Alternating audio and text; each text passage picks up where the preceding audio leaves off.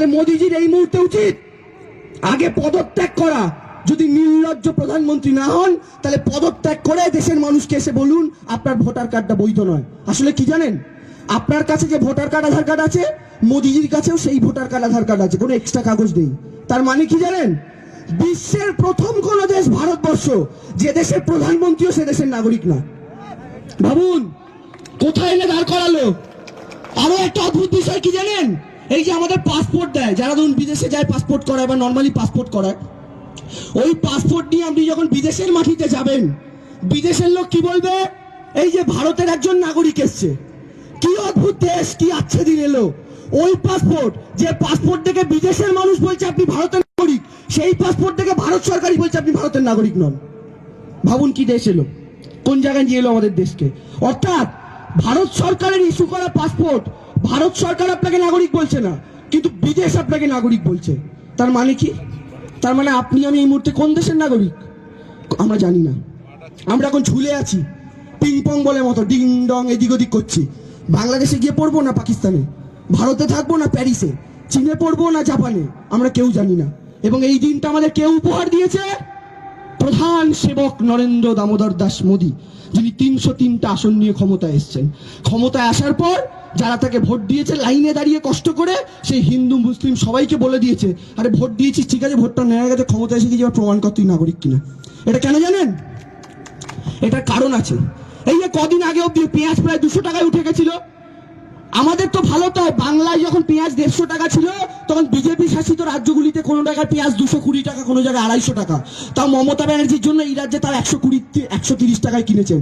এখনো কিন্তু গোটা দেশে পেঁয়াজের দাম কমেনি। কিন্তু মমতা ব্যানার্জি ভাবুন, মোদিজি পাপ করছে।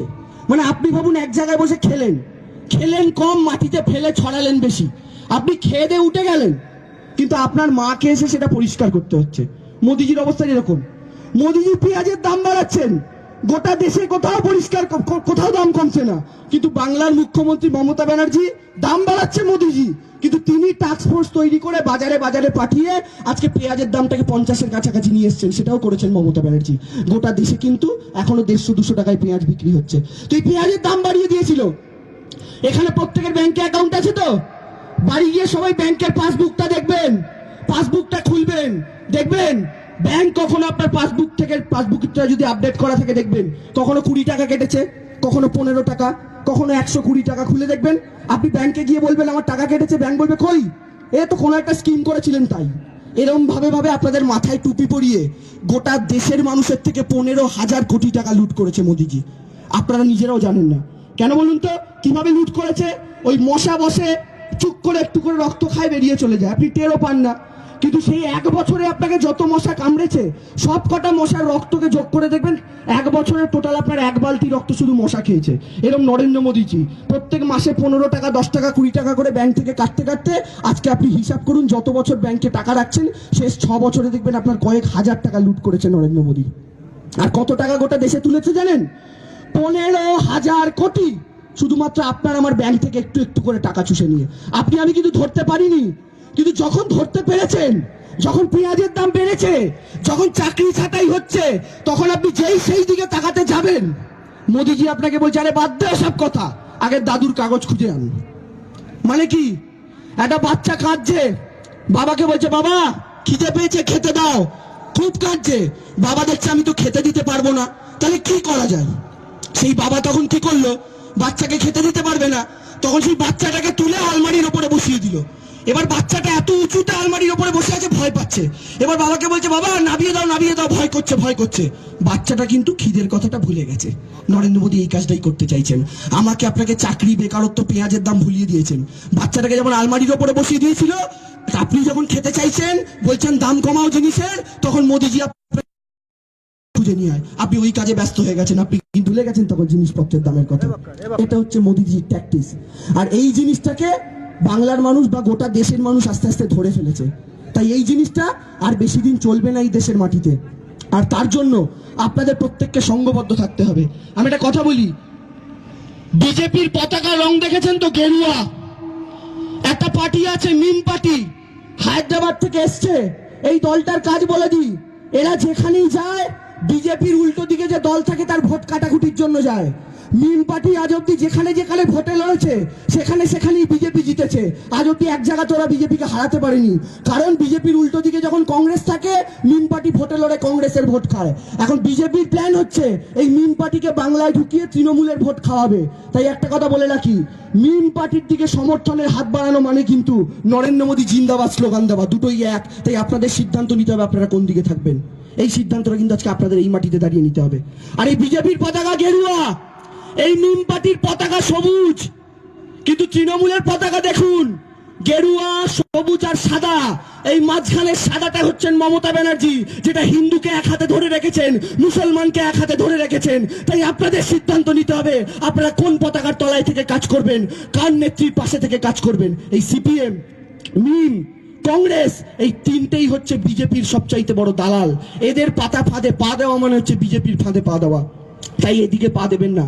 এই বিজেপি আমাদের, আমি বলতে চাই আপনাদের প্রত্যেকের মনে আছে নরেন্দ্র মোদী কদিন আগে কি বলেছিলেন? এই তো যারা ভাঙচুর করছে তাদের কাপড় দেখে আমি চিনতে পারি। মনে আছে আপনাদের? দিলীপ ঘোষেরা কি বলছিলেন? লুঙ্গি বাহিনী, মানে আপনারা যারা লুঙ্গি পরেন তারা সবাই অনুপ্রবেশকারী। আমি দিলীপ বাবুকে বলতে চাই, আমি দেবাংশু ভট্টাচার্য, আমার দাদুর নাম ছিল পবন ভট্টাচার্য, এলাকার বিখ্যাত কালী পুজোর পুরোহিত। সেই আমার ঠাকুরদা আর আমার বাবা, তারা দুজনেই, আমার 4 কাকা, তারা 6 জনেই আজও বাড়িতে সারাদিন লুঙ্গি পরে থাকে। আমার বাবা মা অনুপ্রবেশকারী। আর যদি লুঙ্গি পরা মানে অনুপ্রবেশ হয়, তাহলে আপনাদের একটা জিনিস দেখাই, তাহলে ভারতবর্ষের সবচেয়ে শক্তিশালী অনুপ্রবেশকারীর নাম কি জানেন? এই দেখুন, ভারতের সবচেয়ে শক্তিশালী অনুপ্রবেশকারীর নাম হচ্ছে নরেন্দ্র দামোদর দাস মোদী, কারণ ইনি নিজে লুঙ্গি পরে আছেন, এই ছবিতে দেখতে পাচ্ছেন। তার মানে লুঙ্গি পরলেই যদি অনুপ্রবেশকারী হয়, তাই এই গুজরাটি ভাইকে আগে পাকিস্তানে পাঠাও। পাঠাতে পারবে না। তার মানে আপনারা কাপড় দেখে মানুষ চেনেন, আপনারা টুপি দেখে ধর্ম চেনেন, কিন্তু মোদিজি যখন বাবা রাম রহিম রেপ করে তখন তার পায়ে গিয়ে আপনি প্রণাম ঠোকার সময় আপনি তার জামা কাপড় দেখে বুঝতে পারেন না যে সে ধর্ষক? বুঝতে পারেন না? না, ভিডিও করুনি। আসলে এই ধর্ষক, চোর, চিটিংবাজ, খুনি, এদের সবার সাথে বিজেপির পীড়িত হচ্ছে ওই নতুন প্রেমিক প্রেমিকাদের মধ্যে যেমন পীড়িত হয় সেই রকম। যেখানে ধর্ষক সেখানে বিজেপি, যেখানে চোর সেখানে বিজেপি, যেখানে গুন্ডা সেখানে বিজেপি, যেখানে দাঙ্গা সেখানে বিজেপি। তাই এই দলটা গোটা ভারতবর্ষের জন্য এই মুহূর্তে একটা অভিশাপ হয়ে দাঁড়িয়েছে। তাই এই দলটার থেকে মুক্তি আমাকে আপনাকে প্রত্যেককে পেতে হবে। আমরা অনেকে দেখেছিলাম, হ্যাঁ, কিছু টুপি লুঙ্গি পরা লোক উলুবেড়িয়া থেকে শুরু করে বিভিন্ন জায়গায় সিএ আন্দোলন চালু হওয়ার পর পাথর ছুঁড়েছে, আগুন জ্বালিয়েছে। কিন্তু কি জানেন, তার কয়েকদিন পরে মুর্শিদাবাদ থেকে 6 জন গ্রেফতার হয়েছে। কি জানা গেছে? যে তারা এলাকার বিজেপি কর্মী এবং লুঙ্গি আর টুপি পরে তারা পাথর ছুঁড়ছিল, একজন ভিডিও রেকর্ডিং করছিল। তাহলে বুঝুন এইটা কিভাবে ওরা বিভেদের রাজনীতি করার চেষ্টা করছে। এবার আপনাদের কিন্তু ওরা ফাঁদ পাতবে এরকম প্রত্যেক মুহূর্তে। আপনার কানে এসে খবর দেবে ওইখানে দাঙ্গা হচ্ছে, আপনাকে বলবে ওই সম্প্রদায়ের লোক আমায় মারছে, ওকে বলবে ওই সম্প্রদায়ের লোক আমায় মারছে। আপনি যদি শুনে সেটা বিশ্বাস করেন, জানবেন আপনি বিজেপির ফাঁদে পা দিয়েছেন। আপনাদের এটা প্রতিজ্ঞাবদ্ধ হতে হবে যে বিজেপি দাঙ্গা লাগানোর সব সময় চেষ্টা করবে। হয়তো আপনিও জানেন না, আপনার প্রতিবেশী একজনকে সে 500 টাকা হাতে ধরিয়ে দিয়ে বলেছে যাই খবরটা গিয়ে দিয়ে আয় যে ওখানে এই ধর্মের লোক এই ধর্মের লোককে মারছে। আপনি আপনার প্রতিবেশীর মুখ থেকে শুনে ভাবলেন ও তো আর মিথ্যে কথা বলবে না, কিন্তু ও তো খবর দিয়ে ফুরুত পালিয়ে গেছে, দাঙ্গায় জড়িয়ে পড়বেন কিন্তু আপনারা। তাই বারবার বলছি, বিজেপি সব সময় ফাঁদ তৈরি করার চেষ্টা করবে, তাতে কিন্তু কেউ পা দেবেন না। এবার সবাই একটু চিৎকার করে বলুন তো, এই বিজেপি আর মোদী অমিত শাহের কাছে কেউ নিজের জমি ছেড়ে দেবেন? এই এত ভাঙড়ের মানুষের এত কম, আবার যাদের নেতা নাকি আরাবুল ইসলামে তো হয়। আপনারা কি ওই গুজরাটি বাহিনীকে আপনাদের জমি ছেড়ে দেবেন? পেছন থেকে আওয়াজ আসছে, ওখানে কি অমিত শাহ দাঁড়িয়ে আছে নাকি? নেই তো, তো গলার আওয়াজ এত আসতে কেন? ওই গুজরাটি 2 ভাইকে নিজের জমি ছেড়ে দেবেন? এই আওয়াজে তো হবে না। আমাদের দিদি আমাদের অধিকারের জন্য চিৎকার করে করে গলার শিরা ফুলিয়ে ফেলছে, আর আমরা তার সমর্থক হয়ে যদি এত আস্তে আওয়াজ করি তাহলে কি করে হবে বলুন তো? মমতা ব্যানার্জির সমর্থক বলতে হবে তো নিজেদেরকে। 2 গুজরাটি ভাইকে কি জমি ছেড়ে দেবেন?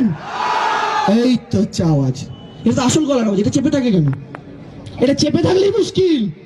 আপনি যত আস্তে কথা বলবেন, আপনি যত চুপ থাকার চেষ্টা করবেন, ওরা কিন্তু নরম মাটি পে তত আপনাকে আঁচড়ে ধরবে। তাই মমতা বন্দ্যোপাধ্যায়ের সমর্থক এই বাংলার যদি ভালো চান, এই দেশের যদি ভালো চান, গলার আওয়াজটা সবসময় সপ্তমে রাখবেন। কারণ জানবেন, রামকৃষ্ণদেব একটা কথা বলেছিলেন, একটা সাপ রাস্তায় ছিল, 5-6টা বাচ্চা ছেলে সেই সাপটাকে রোজ পাথর ছুটত। তো রামকৃষ্ণদেব সেই রাস্তা দিয়ে যাচ্ছেন, সাপটা রামকৃষ্ণদেবকে জিজ্ঞাসা করছে যে প্রভু, তুমি তো আমায় বলেছো কাউকে ছবল দিতে না, কিন্তু এরা যে রোজ আমাকে পাথর ছোড়ে, তা আমি কি করে নিজের প্রাণটা বাঁচাবো বলো? তখন রামকৃষ্ণদেব সেই সাপটাকে বলেছিল, তোকে আমি কাউকে ছবল দিতে না বলেছি, কিন্তু তোকে তো ফোঁস করতে না বলিনি, আপনাদেরও কেউ ফোঁস করতে না বলিনি। ফোঁসটা করুন, ফোঁসটা জোরেই করুন, এবং সেই ফোঁসের আওয়াজে দেখবেন দুই গুজরাটি ভাই বাক্স প্যাটরা গুছিয়ে আবার গুজরাটে চলে গেছে, বাংলার দিকে ফিরে পর্যন্ত তাকাচ্ছে না, তাকানোর সাহস করছে না। তো এই লড়াইটা আপনার লড়াই, এই লড়াইতে নেতৃত্ব দিচ্ছেন মমতা বন্দ্যোপাধ্যায়। জমিটা আপনার পায়ের তলার, স্বাধীনতার রক্ত আমার আপনার পূর্বপুরুষ দিয়েছে, ওই গুজরাটের কেউ দেয়নি। এ প্রধানমন্ত্রী দেশের প্রধানমন্ত্রী না, এ প্রধানমন্ত্রী গুজরাটের প্রধানমন্ত্রী। ক্ষমতায় আসার পর বুলেট ট্রেন আনবে কোথায় বললো? আহমেদাবাদ। বিজেপির সভাপতি ছিল রাজনাথ সিং, তাকে ছড়িয়ে দিয়ে কাকে সভাপতি করলো? অমিত শাহ। সে কে? গুজরাটি। দ্বিতীয়বার ক্ষমতা এলো, দেশের স্বরাষ্ট্রমন্ত্রী ছিল রাজনাথ সিং, তাকে সরিয়ে দিল, কাকে স্বরাষ্ট্রমন্ত্রী করলো? অমিত শাহ। সে কে? গুজরাটি। বিশ্বের সবচেয়ে উঁচু মূর্তি কার তৈরি হলো? সর্দার বল্লভভাই প্যাটেলের। সে কে? একজন গুজরাটি। মূর্তিটা কোথায় তৈরি হলো? গুজরাটে। আর কদিন আগে জয়েন্ট এন্ট্রান্স পরীক্ষার সময় হিন্দি আর ইংরাজি দুটো ভাষায় পরীক্ষা হতো, হঠাৎ মোদিজি নিজে যেহেতু গুজরাটের, তাই বললেন আরেকটা ভাষায় পরীক্ষা হবে, গুজরাটি। যেই মমতা ব্যানার্জি এখান থেকে গর্জন করলেন, অমনি সুরসুর করে ঘোষণা করলো, না না বাংলাতেও হবে, বাংলাতেও হবে। তার মানে কি? ওরা সব গুজরাটের জন্য করতে চাইছে। ওরা গুজরাট এবং গুজরাট নিয়ে রাজনীতি করছে, বাকি দেশের মানুষের কোনো মূল্য নেই। তাই এই ভারতবর্ষের মাটিতে থেকে আপনার মূল্য কতটা, এটা আপনাকে বোঝাতে হবে। তাই বিজেপি নেতারা ভোট চাইতে এলে তাদের কি করবেন? একটা করে পেঁয়াজ হাতে ধরিয়ে দিয়ে বলবেন, নে বেটা, তোরা তো আমাদের খাওয়াতে পারিস না, আমরা তোদের দিলাম। এটা হচ্ছে ওদের সবচেয়ে বড় শিক্ষা। ওরা ভোট চাইতে এলে মুখের ওপর দরজা বন্ধ করে দেবেন, এটা ওদের সবচাইতে বড় শিক্ষা। ওরা যে চায়ের দোকানে বসে চায় পে চর্চা করতে হবে, এখানে এসেছিলেন দিলীপ ঘোষ, শুনেছি চায় পে চর্চা। ভাবুন, চায় পে চর্চা কথাটাও হিন্দি, বাংলা এসে ভোট প্রচার করছে, আর এখানেও হিন্দি কথা ব্যবহার করছে, অথচ 10 কোটি বাঙালি। কেন বাংলা শব্দ নেই? চায় পে চর্চা করে গেছে এখানে। আর শুনলাম যে দোকানে বসে চায় পে চর্চা করেছিল, ওই দোকানদার নাকি পরের দিন তার হাড়ি বাসন সব মেজেছে, দিলীপ ঘোষ এসে খেয়ে গেছে বলে। তো এইটা হচ্ছে এদের অবস্থা বর্তমানে দাঁড়িয়ে। তাই আপনাদের সিদ্ধান্ত নিতে হবে। আরো একবার বলছি, আপনারা মমতা বন্দ্যোপাধ্যায়ের হাত শক্ত করুন। আর সিএ এনআরসি নিয়ে আরো একবার বলতে চাই, আপনাদের চিন্তার কোনো কারণ নেই, আপনারা কেউ ভয় পাবেন না। মমতা বন্দ্যোপাধ্যায় থাকতে আপনাদের কোনো ক্ষতি হবে না। কিন্তু তার আগে আমি শেষ করবো একটা স্লোগান দিয়ে, এবং সেই স্লোগানটা সিএ এনআরসির বিরুদ্ধে। যে গলার জোর করেছিলেন, সেই গলার জোরই আপনাদের সাপোর্ট দিতে হবে। কিন্তু তার আগে একটা কথা আপনাদের প্রত্যেককে বলতে চাই, যে আপনাদের একটা জিনিস মাথায় থাকবে, যে 18টা আসন যখন তারা পেয়েছিল, এই 18টা আসন পাওয়ার পর তারা সারা ভারতবর্ষ জুড়ে লাফিয়ে লাফিয়ে বেড়াচ্ছিল, বাংলা জুড়ে লাফিয়ে লাফিয়ে বেড়াচ্ছিল। আপনাদের মনে আছে, আমাদের মমতা বন্দ্যোপাধ্যায় গাড়ি নিয়ে যাচ্ছেন, বিজেপির কয়েকটা লোক তাকে দেখে বলেছিল জয় শ্রীরাম, আমাদের দিদি গাড়ি থেকে নেমে পড়েছিল, মনে আছে তো সবার? এখন বিজেপি ভেবেছে মমতা ব্যানার্জি গাড়ি করে যাচ্ছে, তাকে দেখে জয় শ্রীরাম বললাম, তৃণমূল কর্মীরা বোধহয় খুব অপদস্থ হয়ে গেল, রাস্তাঘাটে এবার তাদের বলা যাবে, এই দেখ তোদের নেত্রীকে দেখে জয় শ্রীরাম বলেছি। কিন্তু ওরা মূর্খ। আমি তো সবসময় বলি, শিক্ষা, দীক্ষা, মানবিকতা, বোধ, বুদ্ধি, 5টা জিনিস থাকলে কেউ বিজেপি হতে পারে না। কেন? এরপরে তারা তো দিদিকে দেখে জয় শ্রীরাম বললো, ওরা ভাবলো তৃণমূল কর্মীরা মাথা নিচু করবে। এটা আরো গর্বে বুক ফোলানোর সময়। কেন জানেন? যারা হিন্দুরা আছেন তারা আরো ভালো করে শুনুন। আমার নেত্রী গাড়ি করে যাচ্ছে, বিজেপির কর্মীরা তাকে দেখে বলছে জয় শ্রীরাম, তার মানে কি? আমার নেত্রীর মধ্যে ওরা রামচন্দ্রকে দেখতে পাচ্ছে। এর থেকে বড় গর্বের আর কি হতে পারে বলুন তো? এর থেকে বড় গর্বের আর কি হয়? এই জন্য বলি যে বিজেপি কি করে ওরা নিজেরাও জানে না। এই দিলীপ ঘোষ কদিন আগে বলেছে বাঙালি মানেই নাকি, বাংলা নাকি দেশদ্রোহীদের গড়। কি বুঝবে ওরা? যখন আমি তো মনে করি না দিলীপ ঘোষের কোনো পূর্বপুরুষও কোনোদিন স্বাধীনতা সংগ্রামে অংশগ্রহণ করেছিল। বলে বাংলা নাকি দেশদ্রোহীদের গড়। আমি বলি দিলীপ বাবু, বাংলা যদি সত্যি সত্যি দেশদ্রোহীদের গড় হতো, তাহলে আপনাকে আজকে খুঁজে পাওয়া যেত না, বিশ্বাস করুন, খুঁজে পাওয়া যেত না। এই বাংলা দেশদ্রোহীদের গড়, অথচ এই বাংলা এই দেশকে স্বাধীন করলো। দিলীপ ঘোষ বলছে। তো বলুন তো, দেখছে বড় দেশদ্রোহী আর কি, আর কে হতে পারে? আজকে পাকিস্তান রোজ চায় ভারতের ক্ষতি করব, কিন্তু আমাদের সেনাবাহিনী আছে বলে তাদের ক্ষতি, ভারতের ক্ষতি পাকিস্তান করতে পারে না। কিন্তু পাকিস্তান যে ক্ষতি করতে পারে না, সেই ক্ষতি একা হাতে মোদি করে দিয়েছে ভারতবর্ষের। তাই পাকিস্তান আর নরেন্দ্র মোদী দুটোকে যদি সমান সমানে বসাতে হয়, আমি বলবো দুটোই আমাদের সমান শত্রু। নরেন্দ্র মোদী যে ক্ষতি করছে, সে ক্ষতি করার কথা পাকিস্তান কোনোদিন ভাবেও পর্যন্ত নেই। তার মানে ভাবুন, পাকিস্তান কি করবে? বর্ডার পেরিয়ে 4টে বোম মারবে। আর মোদিজি কোথায় বোম মারছে? রোজ আমার আপনার ঘরে বোম মারছে। আপনি পেঁয়াজ কিনতে পাচ্ছেন না, আদা কিনতে পাচ্ছেন না, চাকরি হারাচ্ছেন, দেশের ইকোনমি ডুবছে, জয় শ্রীরামের নামে মানুষ মারছে। এটা আমার আপনার মুখের ওপরই তো বোম মারা। আর পাকিস্তান তো দেশের বর্ডারে বোম মারবে। তাই পাকিস্তান বর্ডারে বোম মারছে, আর মোদিজি আমার আপনার ঘরের চৌকাটে বোম মারছে। তাহলে বলুন তো, সবচেয়ে বড় দেশদ্রোহীর নাম কি? হ্যাঁ, সবচেয়ে বড় দেশদ্রোহীর নাম নরেন্দ্র দামোদর দাস মোদী এবং অমিত শাহ। এদের চেয়ে বড় দেশদ্রোহী ভারতবর্ষের মাটিতে হয় না। 130 কোটি ভারতবাসীর শত্রু এই দুটো মানুষ। কারণ এই দুটো মানুষ কখনো দেশের ভালো করতে পারেন না। আজকে সব বিক্রি। আজকে রেলে চাপবেন, কদিন পর শুনবেন রিলায়েন্স এক্সপ্রেস আসছে, শুনবেন আদানি এক্সপ্রেস আসছে। আর আপনি যে 200 টাকা টিকিট কেটে ট্রেনে ওঠেন, ওটা হয়ে যাবে 2000 টাকা। রেলটাকেও বিক্রি করে দিচ্ছে। সুভাষিস দা দারুণ বলছিল, আগে স্টেশনে বসে চা বিক্রি করতো, যে স্টেশনে বসে চা বিক্রি করতো প্রধানমন্ত্রী হয়ে স্টেশনটাকেই বেচে দিয়েছে। এইটা হচ্ছে নরেন্দ্র মোদীর বর্তমান অবস্থা। আর এর সাথে যুক্ত হয়েছে অমিত শাহ, যে লোকটার মুখ চোখ দেখলেই বোঝা যায় যে লোকটা কোনো একটা হিংস্র প্রাণীর মতো, মানুষ দেখলেই বোধহয় কামড়াতে আসতে চায়। তো এই হচ্ছে অমিত শাহ এবং নরেন্দ্র মোদী। কোনো সাধারণ মানুষ যদি অমিত শাহ এসে, বিজেপির কট্টর সমর্থক যে, যদি অমিত শাহ গিয়ে বলে না যে আমি তোমার বাড়িতে একটা দিন থাকবো, ওই বিজেপির কট্টর সমর্থকের মা বাবা বলবে এই লোকটাকে আমি থাকতে দেবো না ঘরের মধ্যে। কারণ কেউ বিশ্বাস করেন এদের, মহিলারা তো বিশ্বাস করেই না। কারণ বিজেপি নেতা আছে, কিন্তু তার বিরুদ্ধে ধর্ষণ বা শ্লীলতাহানির অভিযোগ নিয়ে আপনি দেখাতে পারবেন না। অর্থাৎ এই দলটার বিরুদ্ধে লড়াই করতে হবে। তাই স্লোগান দেওয়ার আগে বলি, স্লোগানে প্রত্যেকের গলা পাবো তো? ওই যেমন ভাবে তখন গলাটা পেয়েছিলাম, আবার বলুন, 2 গুজরাটির হাতিতে কি জমি ছেড়ে দেবেন? আবার পেছন দিক শান্ত হয়ে গেছে। 2 গুজরাটির হাতে কি নিজের পায়ের তলার জমি ছেড়ে দেবেন? ঠিক আছে, তাহলে স্লোগানটা যখন দেব, আমার জমি ছাড়ছি না আমি যখন বলবো, আপনারা চিৎকার করে স্লোগান দেবেন, ছাড়ছি না, ছাড়বো না। ঠিক আছে? হবে তো? এই যে হবে তো বললাম, আবার আওয়াজ কমে গেল। এভাবে তো হয় না, হবে তো? আচ্ছা, যারা স্লোগানটা দেবেন তারা একটু সবাই হাত তুলুন তো দেখি, তারা সবাই হাত তুলুন তো দেখি। আচ্ছা, যারা হাত তুললেন তারা সবাই গলাটাও তুলবেন তো? হ্যাঁ, ঠিক তো? জানেন তো, আমাদের মধ্যে আবার একটা ব্যাপার রয়েছে, আমরা ভাবি তো আমার পাশের লোকটা স্লোগান দিচ্ছে, আমি খালি মুখ নাড়ালেই হয়ে যাবে। ওটা কিন্তু বিজেপি পলিসি। কারণ বিজেপি সবসময় মানুষকে কিভাবে ঠকানো যায় পলিসি খোঁজে। আপনি যদি স্লোগানটা না দেন, আপনি কিন্তু নিজেকে ঠকাচ্ছেন, কারণ এই স্লোগানটা আপনার স্লোগান। এই স্লোগানে তৃণমূল, বিজেপি, সিপিএম এর লাভের গল্প নেই।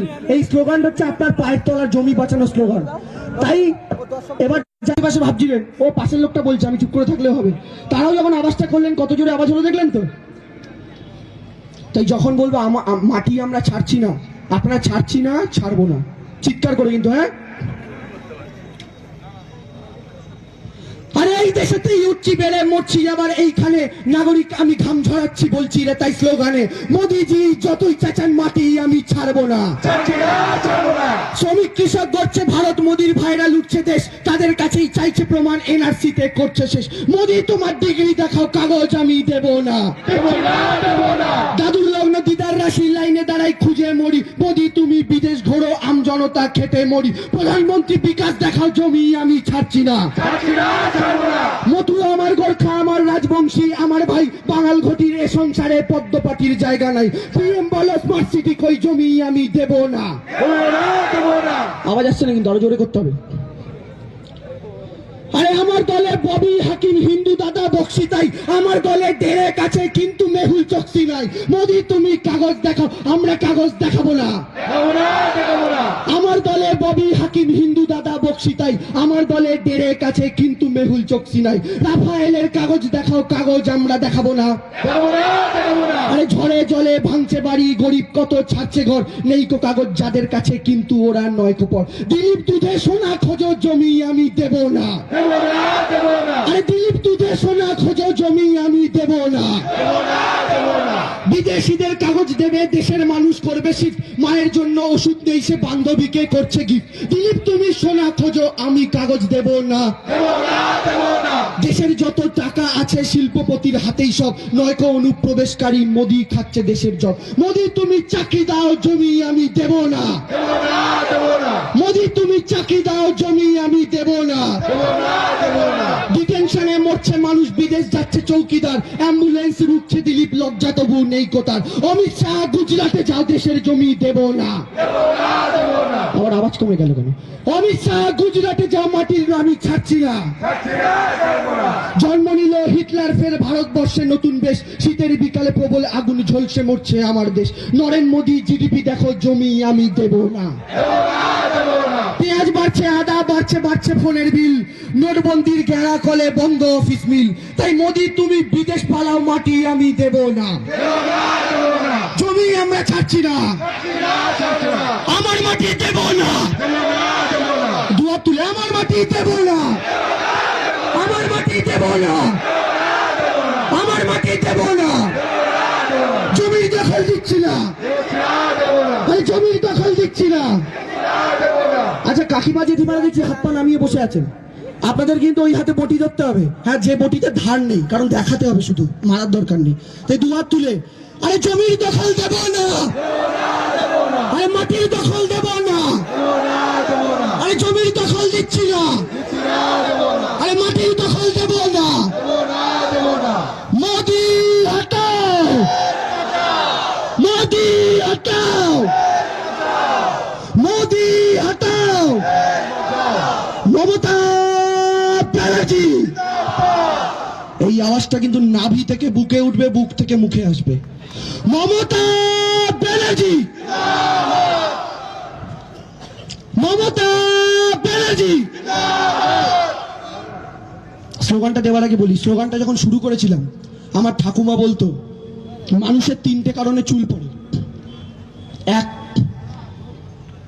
কারোর বয়স বাড়লে, যেটা আমাদের দাদু ঠাকুমাদের হয়। আরেক হচ্ছে পেট গরম হলে।